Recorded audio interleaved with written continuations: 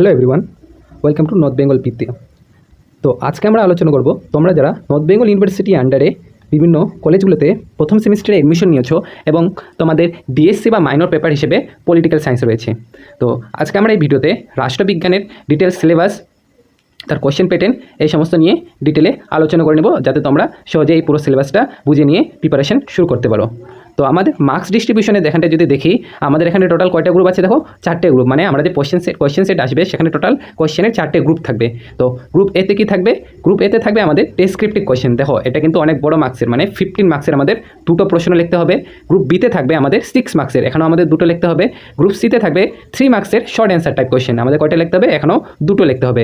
আর group ডিতে দেখবে তোমাদের এখানটায় আগে এমসিকিউ দিত, কিন্তু এখন এমসিকিউ না দিয়ে আমাদের শর্ট অ্যান্সার টাইপ কোয়েশ্চেন, মানে এক বাক্যে উত্তর দাও, এই প্রশ্ন থাকবে 12টা। তো এইভাবে হবে 12 মার্কস। তাহলে আমাদের কি দেখলাম যে গ্রুপ এতে আমাদের লিখতে হবে 15 মার্কসের 2টো কোয়েশ্চেন, গ্রুপ বিতে লিখতে হবে 6 মার্কসের 2টো কোয়েশ্চেন এবং গ্রুপ সিতে লিখতে হবে 3 মার্কসের 2টো কোয়েশ্চেন। আর গ্রুপ ডিতে আমাদের শর্ট অ্যান্সার টাইপ কোয়েশ্চেন লিখতে হবে 12টা। চলো এবার তাহলে আমরা সিলেবাস আলোচনা শুরু করি। তো ইউনিট 1টে আছে science, political science and theory, মানে রাষ্ট্রবিজ্ঞানের যে ধারণা আছে এবং তার তত্ত্বগুলো নিয়ে পড়তে হবে। তা রাষ্ট্রবিজ্ঞানের শুরুতে আলোচনা কী নিয়ে হবে? রাষ্ট্রবিজ্ঞানের শুরুতে আলোচনা হবে দেখো স্কোপ অ্যান্ড মিনিং, মানে রাষ্ট্রবিজ্ঞানের যে অর্থ, প্রকৃতি এবং তার বিস্তার আছে এ নিয়ে আলোচনা করতে হবে। তারপর রাষ্ট্রবিজ্ঞানের যে বিভিন্ন পদ্ধতিগুলো হয়ে থাকে বা পন্থাগুলো রয়েছে সেগুলো আমাদের পড়তে হবে, যেমন প্রাচীন পন্থা আছে, ফিলোসফিক্যাল আছে, ঐতিহাসিক এবং মার্কসিস্ট পদ্ধতিগুলো পড়তে হবে। আর তার সাথে আমাদের আধুনিকগুলো পড়তে হবে। আধুনিক পন্থার মধ্যে কী পড়বে? বিহেভিয়ারিজম বা আচরণবাদ এবং পরবর্তী আচরণবাদ।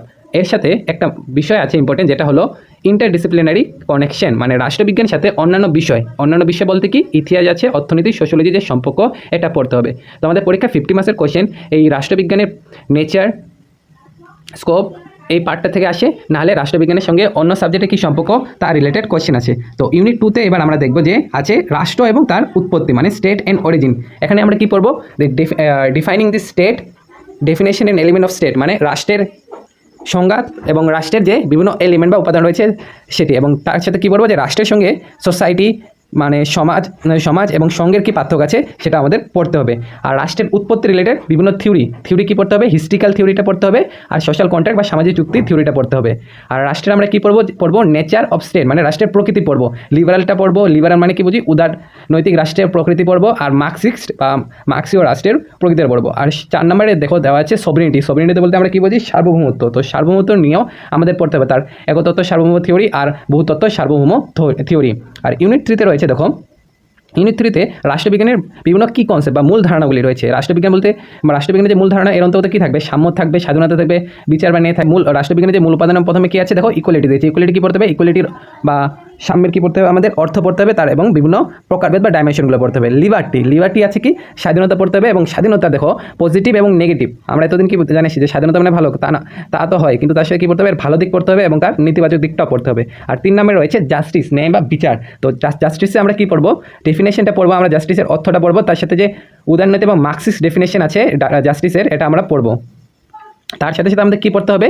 Inter relationship. দেখো ইন্টার রিলেশনশিপ কার পড়বো? আমরা স্বাধীনতা পড়বো, আর সাম্যের মধ্যে যে অন্তঃসম্পর্ক রয়েছে সেটাও পড়তে হবে। ইউনিট নাম্বার 4 বা শেষের ইউনিটে রয়েছে তোমাদের কোর ইস্যু, বা যে মেনলি রাষ্ট্রবিজ্ঞানের বিভিন্ন সমস্যা বা যে রাষ্ট্রবিজ্ঞানের বিভিন্ন সমস্যা রিলেটেড এখানটা দেওয়া আছে। তো এখানে তোমাদের লিবারালিজম পড়তে হবে, তার লিবারালিজম মানে কি? উদারনীতিবাদ পড়তে হবে এবং তার গঠন বা বৈশিষ্ট্যটা পড়তে হবে। তারপর পড়তে হবে definition and feature of modern national consciousness. কিসের পড়তে হবে? আমাদের আধুনিক জাতীয়তাবাদের কী পড়তে হবে? আমাদের ফিচার আর ডেফিনেশন মানে বৈশিষ্ট্য এবং তার অর্থটা পড়তে হবে। আর আছে মাল্টিকালচারালিজম, মানে বহু সংস্কৃতিবাদের অর্থ পড়তে হবে এবং তার ফিচার পড়তে হবে, বহুতত্ত্ববাদের গঠনটা আমাদের দেখতে হবে। তো এটা ছিল তোমাদের পুরো ডিএসসি পেপারের রাষ্ট্রবিজ্ঞানের সিলেবাস। তো আমাদের পড়ার সুবিধার জন্য পুরো সিলেবাসটা একটি পিডিএফ লিঙ্ক ডিসক্রিপশানে দিয়ে দিচ্ছি। তো আমরা চাইলে ওখান থেকে এটা ডাউনলোড করে নিতে পারো। তো একটা ইম্পর্টেন্ট কথা বলেছিল, তবে পুরো সেমিস্টার জুড়ে যদি তুমি একদম গোছানো নোটস এবং প্রতিটি চ্যাপ্টারের ভিডিও ক্লাস এবং সরাসরি আমাদের কাছে গাইডেন্স পেতে চাও, তবে আমাদের একটি গাইড পেড ব্যাচ রয়েছে, যেটা তুমি জয়েন করতে পারো। আমাদের এই ব্যাচের পুরো টোটাল ফিস রয়েছে তোমাদের সাধ্যের মধ্যে 399 টাকা পুরো সেমিস্টারের জন্য। এটা প্রতি মাসে দিতে হবে না, এটা সেমিস্টারে তোমাদের দিতে হবে। মানে 6 মাসে তোমরা একমাত্র 399 টাকা পে করলে তোমাদের পুরো দুশ্চিন্তামুক্তভাবে সহজে এই কলেজে প্রিপারেশন করতে পারবে। তো আমরা কীভাবে ব্যাচে জয়েন হবে, দেখো এখানে একটা নাম্বার রয়েছে, এই নাম্বারে তোমরা কল করবে বা হোয়াটসঅ্যাপ করবে। আমি বলবো হোয়াটসঅ্যাপ করতে, তাহলে বিষয়টা অনেক সহজ হবে। আর এটার ডিটেল তোমরা ডিসক্রিপশনে পেয়ে যাবে। আগামী ভিডিওগুলো থেকে আমি প্রতিটি ইউনিট ধরে ধরে পড়া শুরু করব। কোনো ক্লাস মিস না করতে এখনই আমাদের হোয়াটসঅ্যাপ গ্রুপে জয়েন করো এবং চ্যানেলটি সাবস্ক্রাইব করে বেল আইকনটি প্রেস করে রাখো। আর কোনো প্রশ্ন থাকলে বা আমার বলার নিয়ে কোনো প্রবলেম বা কোনো সাজেশন থাকলে অবশ্যই তোমরা নিচে জানাতে পারবে।